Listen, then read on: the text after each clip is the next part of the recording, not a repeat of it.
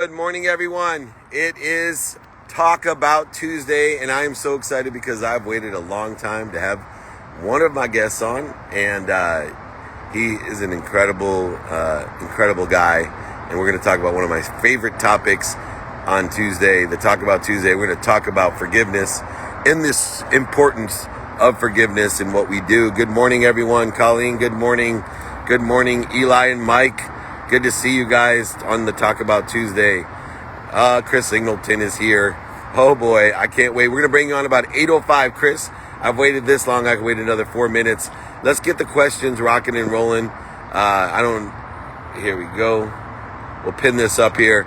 Anybody want an ebook, audiobook, want me to sign a book, send it to you. I'll do that. I'll pay for this book and the shipping. Just email me, david@dmeltzer.com.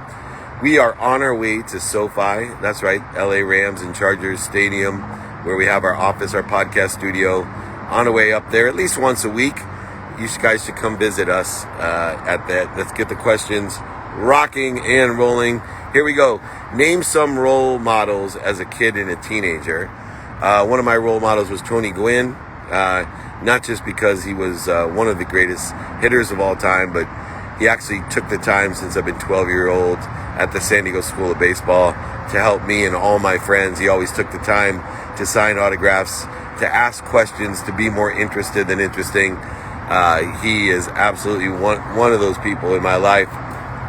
Martin Luther King as well, another childhood hero of mine, understanding the energy of equality, how we can not only appreciate how we are all the same, but appreciate the differences. You got to do both. You got to appreciate both, add value to both, which is something Chris Singleton understands and knows as well.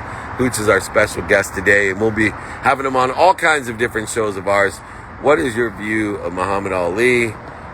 He may be the greatest boxer of all time, and he is also a brand and a master at building a brand and being himself and finding his own frequency. How do you make the most of your creativity? Well, to make the most of your creativity, number one, you have to utilize the law of gravity that says, I am happy, I am healthy, I am wealthy, I am worthy. What am I doing to interfere with it? The more you clear away the interference between you and the greatest source of power, light, love, and lessons, the more creative you will be. You are part of the most creative source of all-knowing, all-powerful, omniscient being. You create through source, appreciate it, add value to it, and give it away to others. Very good. Where's the Jakey Bakey today? Is he not in here? Difference between empathy and sympathy. Empathy is forgiveness. Sympathy is putting yourself in somebody else's shoes. There's no feeling or emotion attached to it. No ability to grit the certainty of forgiveness into your life. The peace of and certainty of forgiveness in your life. Empathy is more emotional and includes forgiveness. Sympathy is putting yourself and feeling what somebody else would feel. But you cannot feel bad enough to make someone feel good. You can't feel sick enough to make someone well. You can't be poor enough to make someone rich. But forgiving yourselves and forgiving others is one of the key components of that. We got 1 more minute. We're going to bring on the incredible. How did your journey start? How did the journey get started? My birth. That's where my journey started. My birth. I love that question. Let's take on another one, and then Chris Singleton's coming in at 8:05. Is breathing the best way to get back to center, or is there another best way? Well, one, the best way to get to center is to identify when you're not at center, when you're not at your highest frequency. Then you need to stop. Don't resist it, oversell it, back end sell it, go around it, through it, under it. Do not create more resistance. Simply breathe through your nose, out through your mouth, found that higher centrality, that neutrality, clear that interference, and then roll in the right direction. All right. I've been waiting a long time for this. Ex-professional player, but the king of forgiveness himself, Chris Singleton. He speaks all around the world. He is an inspirational. Oh, there he is. What's going on, Chris? What's up, buddy? How you doing? I can't tell you, man. I have you. I know you speak around the world, but I probably used your story in about 1,000 speeches I've done or content that I've done. I've waited so long to meet you, and number one, to thank you for illustrating a lesson that I am trying to teach others about the power and the peace and the certainty of forgiveness. And I was hoping if you wouldn't mind sharing your story of forgiveness and what an impact it had and still has today. Yeah, man. Well, first, thank you so much for having me on, man. I appreciate it. Looks sunny and great where you're at. But, it's a I pretty, pay the weather. I pay the weather tax. I live in no California. doubt. Yeah, so I usually just say my stories are pretty sad. When it starts sad at first, at least, I unfortunately lost my mom in a racially motivated mass shooting in Charleston, South Carolina. And following, my loss, I actually forgave my mother's killer. And I didn't realize how powerful it was until, everybody started to say, man, look what Charleston has done. Look how people have wrapped their arms around one another. And then my journey of forgiveness, I realized that it wasn't for my mother's killer, Dylan Roof. It was for me, right? It allowed me to, be a husband and be a father and not hate all young white males, right? Because I think sometimes if you don't forgive, you hold that resentment towards people that may not think the same way that somebody else felt. So it's been huge for me, my journey. Yeah, and in that journey, I mean, I, I think about at the time how racially charged, President Obama was in office. The Confederate flag flew at the city hall and the city offices at that time, and everybody was terrified what was going to happen because of the racially motivated murder. And you were so close to your mom. You played baseball close to your mom.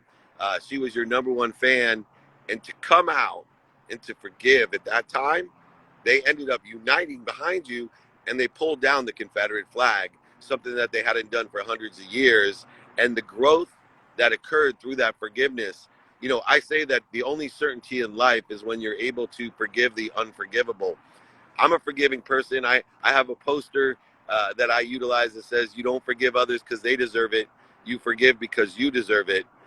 What do you think that means to you, that power of forgiveness? And I know you write children's book as well about loving your neighbor and forgiveness. What does that mean to you to forgive yourself so you can give forgiveness?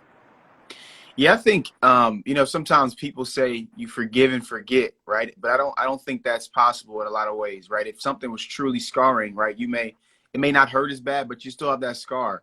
And so when I think about forgiveness, I think about forgiving and moving forward, right? I still know what happened to my mom. I still know what the killer did and how many times she was how many times her skin was pierced with a bullet, right? I will never forget that, but I've forgiven and moved forward, and now it fuels me in my mission of bringing people together.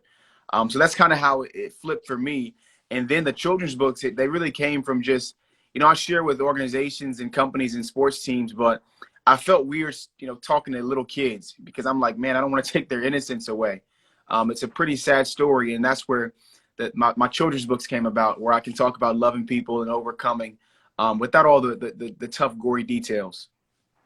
Yeah, one of the other things is the lesson of pain. I study pain, setbacks, failures, mistakes, all the things that we endure, the struggles that, the source, God, Jesus, Muhammad, Buddha, whatever you believe in, has given us to put us into a better place. That is where purpose is derived. And your purpose has to be greater than your pain. And purpose allows pain to be an indicator that you have a better place to be, a better situation to be in. You have a lesson to learn. How do you help children, especially, understand the pain, struggles, mistakes, failures, and setbacks that they may be experiencing in their life? How do you do that without disrupting that innocence, but also to be an inspiration that, hey, look, things may not be where you want them to be today, but what you're experiencing is going to put you into a better place, a better position, or a better situation? That's a good question, man. I would see, certain quotes like, sometimes you got to just play the hand that you're dealt. And if you're telling this to somebody that's got a rough hand, you you hate hearing that kind of stuff, right? If you got a good hand, you love hearing stuff like that. But if it's not good, then that kind of would irk your nerves a little bit. So when I would hear stuff like that, it kind of would aggravate me. But then there was another quote, this guy, Charles Swindle. I basically lived my life by this quote. It's like the 10% action and 90% reaction rule, right? So 10% is action. It happens to you. You can't control it. The 90% is how you respond to it. And that's everything for me. So if a kid grew up in a household that was unfortunate, right, it's real. It's his 10%, though. His or her 10%. What are they going to do with their 90, right? If we, grew up and had parents that were addicts or whatever it may be, like that's real life. But I just keep thinking that's simply the 10%. how do we respond with our 90s? So I basically live my life by that, man, and everything. You know, it's annoying when my wife says something and I say it's my 10%, right, or something happens, but I just live my life that way, and it's been good to me thus far. I love it. I have a little bit of a twist on that you may enjoy. I tell people all the time, you only get one action in the day. Everything else is a reaction to that action. And so, looking in the context of thoughtfulness about how love is stronger than hate, where we put our thoughtfulness, because we know the speed of thought moves faster than the speed of light, which is our actions and activity. But when we realize we only get one action during the day, and that action is usually waking up, and so that puts a power of certainty and control in our life when we know the only action we get or should be concerned about is getting another at bat. Being able to wake up in the morning and be blessed to not take for granted what other people are praying for. And so many times you can see during the pandemic that people have forgotten what we have taken for granted. And Yeah. now that we're in this point of reflection, this point of remembrance, of reminding, of recollection, of bringing us all together, regardless of what we think the differences are, there's no need to separate us. There's no need for inferiority or superiority. We got to lean in with love and all dissipate and dissolve the hate that we create through those types of differentiators. For you, when you're challenged to love somebody, because you're the master at it, when you're challenged, even in your own, I'm married, so it's not always easy to love your wife 100% of the time. Sometimes, she's going to hate me for saying this. Sometimes my wife's annoying, and I got to find the light, the love, and the lessons in her. What are some of the mechanisms that you use in the closest relationships, not the ones that are way out there like you experienced as a young man when you were in college, but just the normal day-to-day relationships? How are you able to find the light, the love, and the lessons in relationships when things aren't exactly as we want them to be? Yeah, well, number one, man, I lost some really, really close family to me at a young age. So I lost both of my parents at a young age. So, everybody, family members, my brother, my sister, my wife, my sons, like if they're close to me, we may have some rough patches, right? But we grow from them. And I'm intentional with my family because I think that's genuinely all we have. Like I see people who get upset with their family and they fall out over certain things, whether it's political, whether it's something that happened years ago. I'm thinking, man, family, you can't take that for granted. And so I approach every day like that. If I'm having an argument with my little brother or my little sister or something like that, I just look at it as something that will pass. Our love is stronger than that little argument we're going through, that little rough patch. So that's one thing I do. I guess it's helped me thus far, keeping all the relationships that I have with my loved ones. And then, I obviously have dealt with a lot of athletes in my life, which is early on when I heard your story. And, as my brand has gone, as I've directed my focus off of, the greatest baseball, football, boxers in the world, but put it onto a brand to empower over 1 billion people to be happy. I'm looking for people like you that I know will empower millions and millions in your lifetime with what I call the light, the love, and the lessons is forgiveness. But what lessons have you taken from the baseball field as a professional baseball player? What lessons have you taken from the baseball field, which I know a lot of children will identify with, and implemented those into your philosophy of purpose over pain, the philosophy of forgiveness? Yeah, well, I think failure is a huge one. I played baseball, and baseball is a sport built upon failure. It's the process of it all, right? Baseball's tough, man. You got a round ball, a round bat, and it's coming at you as hard as somebody can throw it, and you got to swing and hit it. And so it's a tough sport, but just failing and learning from that, right? From one at bat to the next. You have games that you go 0 for 3, and that last at bat, you got to lock in to get a hit, and you finish the day 1 for 4. And if you let the things earlier impact that last at bat, then you're out of luck. And so just thinking about my life in that way, bad things have happened in the first quarter or the second quarter or the first at bat or the third inning. But as I grow, I keep thinking, man, I've got a long time. I'm only 25. I'm 25 years young, so I got some time to keep growing every single day, and more at bats to be had. Yeah, well, everybody needs a coach, everybody needs a mentor and a teacher. And I'm so glad that you are a coach, a mentor, and a teacher, an author, an inspirational speaker. My favorite thing about baseball is it's the only sport that I know that you can fail 7 out of 10 times and be an all-star. Not just good, Yeah. but be an all-star. And there's no other sport like it in that sense. And the ability to experience the consistent, persistent pursuit of your potential is incredible within the context of baseball. And you are a true leader, a humanitarian, a philanthropist, an inspired young man that I'm telling you right now, if you ever need anything, all you got to do is reach out. I can't wait to get you on to more of my shows, give you more of a platform to reach more people with your story and with your inspiration. Chris, I've waited a long time to meet you, and you did not let me down, my friend. I am so, so proud of you. Thank you for everything that you do. Thank you, man. I appreciate you, and I'm wishing you luck out there paying that weather tax. You got it, man. Thank you so much. I'll see you soon. He is the great Chris Singleton at @C_Singleton_2. I imagine he might be a Jeter fan with that number 2. I'm not quite sure. But anyway, check him out, chrissingleton.com. Thanks so much for joining me, my friend. I'll talk to you soon. All right. God bless. Take care. Thank you. The King of Forgiveness, Obama Foundation's own featured speaker, author. You got to check him out, chrissingleton.com. I've waited a long time to get that kid on here.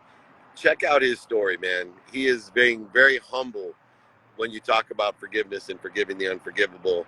And I'm just amazed. Thank you, my team, for getting him on here. Christina Madrigal, yes, he's a beautiful man and a beautiful conversation. And he is unbreakable one, like you, Keaton, as well. All right, let's take a couple questions. Then we'll bring Shayla Bela on, and we'll work from there. How did you decide on the 4 values that your company is centered around? Through experience, I learned when I was in and moving in the wrong place in a world of just enough, when I was buying things I didn't need to impress people I didn't like, my wife told me I needed to take stock in who I was. And when I took stock in who I was and what I wanted to become, I came up with gratitude to give me perspective, forgiveness to give me certainty and peace, accountability to give me control, and effective communication to clear the interference between me and what I already am: happy, healthy, wealthy, and worthy, inspired.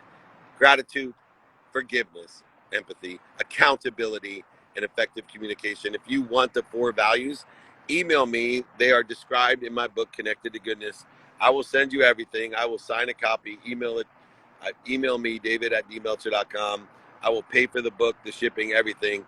Email me if you would like the 4 values of gratitude, empathy, accountability, and effective communication. david@dmeltzer.com. Check it out. We got plenty of people want to join us. A lot of questions in here. Let's keep them rocking and rolling. It is Talk About Tuesday. We're talking about forgiveness today with amazing people. What was your first successful moment? The moment you knew you didn't have to work no more. And before that moment, how was your mindset compared to after the success? Well, before the success, my mindset was to enjoy the consistent, persistent pursuit of my potential, to live with gratitude, empathy, accountability, and effective communication, inspiration. When I was able to buy my mom a house and a car, when I was a millionaire 9 months out of law school, and then from there in 1995, being part of the acquisition of West Publishing, $3.4 billion acquisition, that moment I knew I would never have to have a day at work. There would only be activity I got paid for and activity I didn't get paid for. Afterwards, the mindset became one of entitlement, where I went from living in a world of not enough, where things happened to me, where I had a chip on my shoulder, and then I got into the world of just enough for me, pretending like I was a philanthropist, giving to receive as a trade or a negotiation, and then learning I didn't have to buy things I don't need to make me happy. I didn't have to impress people by the things I bought, especially people I didn't like to be happy.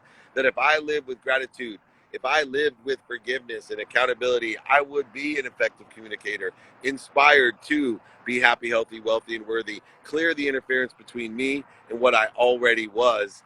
And then I could live in the world of abundance where I live today, in the world of more than enough of everything for everyone, knowing that it's limitless and infinity, that even though I'm trying to empower over 1 billion people to be happy, it doesn't matter because it's crumbs.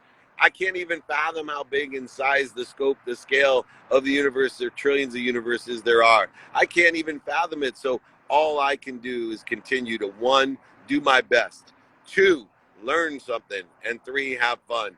And if I do those 3 things by using 5 daily practices, knowing my what, my who, my how, my now, and applying my why to the what, the who, the how, and the now, prioritizing correctly, boom, I can have everything I desire, still knowing that I'm asking for crumbs. I need to expand and grow and accelerate, continue to be creative and curious, and collaborate in a coordinated movement with all the people that I work with in my personal and professional life. Doing so will create abundance for all. Keep that mindset in the world of more than enough of everything for everyone, where you receive what you have and can give it away through appreciation, adding value to what you have and giving it away, acknowledging it, acquiring the knowledge of what you have by giving it away. Let's see here. Tons of questions in here. It's Talk About Tuesday. We're talking about forgiveness. We have the great Chris Singleton on. Check him out. What's the number one thing you would tell a 25-year-old looking to make it in the market today? Well, one, know your skills, know your knowledge, and know your desire. Know your skills of what you do well, know your knowledge of what, and know your knowledge of who, and align it with your desire. Then find out what's doing well today, what markets are doing well, what markets are stable, or what markets you think will be doing well, and see how you can align your skills, your knowledge, and desire to those markets. See how they're supplementary and synergistic to those markets. Expand and grow and accelerate in those markets. Enjoy the consistent, persistent pursuit of your potential in those markets. Know the market maker, and the margins of those markets, and you can pick and choose the greatest industries, careers, and jobs to effectuate what you want to do. That's what I'm talking about. That alignment is needed. Know the market makers, and the margins. Align your skills, your knowledge, and desire to what's doing well, what's stable, and what you think is going to be doing well. And I promise you, you will do well at 25, 35, 45, 55, 65, 75. It doesn't matter. It's never too late. It only takes a matter of time. You might as well start today. It's Talk About Tuesdays. We're talking about forgiveness and many other things. What is your advice for somebody in a creative rut? Lean in. Lean in. Figure out what you're doing to interfere with it. Identify the needs of the ego that are interfering with that creativity. Is it a need to be right? A need to be offended? Is it a need to be separate, inferior, superior? Is it a need to be angry or frustrated or guilty or resentful? What is the need? And when you identify that need, don't resist it. Don't fight it. Don't go over it, under it, through it, around it. Don't you dare oversell it, back and sell it, lie to it, manipulate it, or cheat it. Simply stop. Stop. Breathe through the nose, out through the mouth, and roll in the right trajectory of what you want, who can help you and who you can help, how you're going to get it done by being a student of your calendar and prioritizing and then applying your why. The what, the who, the how, the now, and apply your why. If you want those 5 daily practices, email me, david@dmeltzer.com. I will give you an ebook and add it in. I will give you an audio book. I'll sign a copy of my book, send it to you, pay for shipping and the book. Identify the needs of the ego. That's how we do it. All right, let's bring on our friend Sheila Bella, the real Sheila Bella, and she's the founder of Pretty Rich Bosses Coaching and Consulting, making money and getting rich to help a lot of people and have a lot of fun. Let me find my friend here. Here she is. All right, it's Talk About Tuesday, and we're going to talk about making some money with Sheila. Here she is, the dynamic coach that she is, a business success coach. There she is. Whoa. Hey. Good morning. Hi, good morning. So good to meet you. It's a pleasure to meet you. You and I are so aligned Yes. with making money, helping people, and having fun. I love that mug. And you've helped so many people live in abundance, to live in the world of more than enough, the mindset, the heart set, and the pragmatic tools that it takes in order to be successful, rich, and abundant. For you, what was the turning point of learning those lessons in order to create that mindset, heart set, and the pragmatic tools to be successful, to be rich, to help people and have fun? You know, what I realized is that it's not about what type of business you have or where or what it is you're selling a lot of times.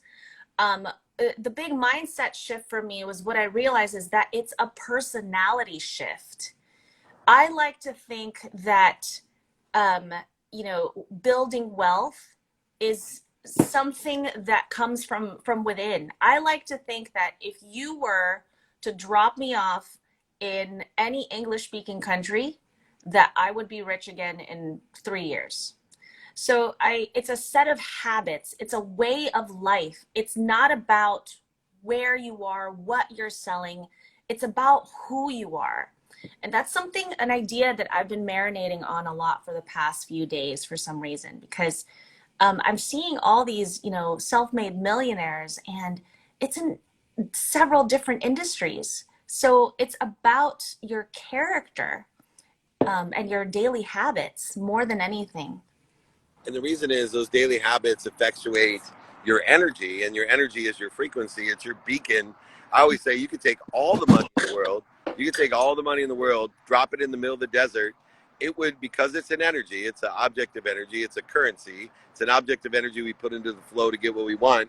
You could drop all the money in the middle of the desert and it would redistribute itself to the exact same people. I Yeah. guarantee it. I guarantee it. Looking at it, yes, that was so profound, David. And then you also have extraordinary podcast, the Pretty Rich podcast, which I love, by the way. My wife's a beauty entrepreneur, so she turned me onto it, and has done really, really well in an extremely exciting industry that has a great emotional attachment beyond the credibility. Not just female, but male vanity is a huge beauty opportunity that exists as well. For you, how have you seen the beauty industry evolve online and for women entrepreneurs? So, especially throughout the pandemic, I think what a lot of beauty entrepreneurs realize is that you can still be an artist. You can still be an artist, but just find a different way of doing it. I think this pandemic has forced us to think outside the box. A lot of beauty entrepreneurs, that I've worked with, that have worked on me, have now gone mobile, or they've used their skill online, or in YouTube videos, or teaching others. There's a lot of different ways to build wealth through this service. And what I find is sad, and that's why I'm doing what I'm doing, is that a lot of beauty entrepreneurs get stuck behind the chair and don't know how to scale their businesses, and they end up working behind a chair for 25, 30 years, making $4,000, $5,000 a month, without any idea of the possibility in being able to share this craft and making others beautiful. You can absolutely scale it if you want. And you can, and it's unlimited, the size, scope, and scale of the industry and the opportunity. I'm blessed myself to coach billionaires, millionaires, entrepreneurs, celebrities, athletes, and entertainers. And when you get up to the 8 and 9 figure marks of understanding, the size, scope, and scale of limitlessness and infinity, Right. What do you think the number one thing holding people back? I know you deal with a lot of 7-figure successes. What do you think the number one thing that's holding people back from getting to 7 figures or 8 figures or even 9 figures? Ego. Definitely. My language, girl. That's right. Edging gold out of our lives. EGO. Edge the gold out with ego. Oh, I love that. I love that, David. Yeah, I think it's ego. Things started falling into place for me where I stopped caring about what other people thought, and I went into a heart of service, versus being self-serving. Because ego is self-serving. You think you're being selfless by caring a lot about what this person thinks about you, but it's actually self-preserving. So when I, got out of my head and just really thought about where my gifts are, where I could really serve others and make their lives better and easier, even though it's never been done before, that's when I started to build wealth. I think wealth is just a byproduct of a heart of service, truly. I know it sounds really woo-woo, but David. You're talking my language. I'm sitting here going, you're one of the few people that give everything away for free like I do, and somehow We trust the universe. We have faith Yeah. in the universe that abundance comes. And there's so many freebies. I sit here all day, give my email, david@dmeltzer.com, my books, my guides, my exercises, my training, my coaching. All of it's for free. And it's still somehow people want to pay me for a more intimate experience, a more valuable experience, even on top of what we do for free. How important is it to be abundant? You give so many freebies away, like I do, with great confidence. Not only that, we don't care what other people think, but moreover, we trust the universe more than most people, that it always will fill our void, our vessel, if we acknowledge what we have and appreciate it. The experience, what you can't pay for, what you can't give away. Sorry, yeah, what you can't give away is relationship. And the times in my life, I look back in my life at the things that have changed me from the inside out truly, and have truly been transformative. It's always been a friend. It's always been a coach, a mentor, somebody who knew me, somebody I could talk to. It wasn't a download. It wasn't necessarily a book. It would give me a shift, but I'm talking about true transformation that comes from relationship. It wasn't a law that the government passed, or all these things help, but relationship is really where it's at if you're serious about transformation. So when I give away my 10 smartest ways how to get new clients, or whatever it might be, whatever your best stuff is, I also realized I was putting a ceiling on myself. I was also limiting my God. I was limiting my God, that my God was not powerful enough to bless me in that way, to bless us all, to bless myself and my competitor. So it really is all connected. And again. So, I know. I mean, it like hits such a chord when you talk about limiting your God, because my life changed when somebody told me, do you know the way you feel about your children, the way you feel about your children, what you would do for your children as an ignorant, humble person, knowing that you don't know anything, that you do not have the omniscient, all-powerful, all-knowing being, that you're not that, but you give everything and do everything for your children. Well, you all know all-powerful source, God, that is here, feels the exact same way and is willing to do the exact same things for you that you're willing to do for your children, your parents were willing to do for you. And that changed my entire faith. It gave me so much more power to give away everything, knowing that the all-knowing, omniscient, all-powerful feels the exact same way about me that I feel about my children, which I'm willing to give my life everything to and through, acknowledging what I have, acquiring the knowledge of what I have by giving it away. Last thing, distinction between being rich and being successful, because you teach both. You teach people how to be rich at the quantum level of the currency of money, but you also teach people to be successful with the currency of faith.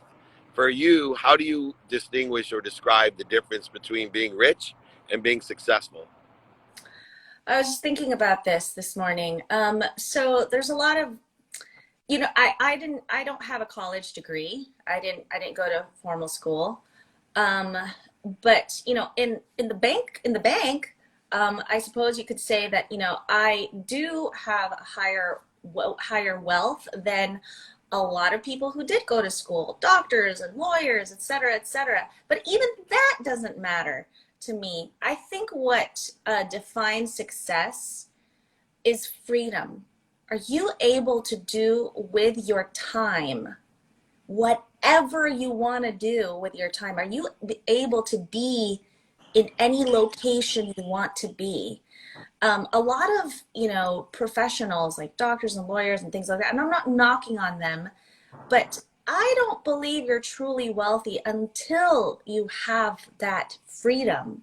And a lot of them are still getting paid for their time, no matter how much money they make, unless you start a business. And that's why I'm so passionate about business building, and about helping people realize and create lives and, lifestyles that they love.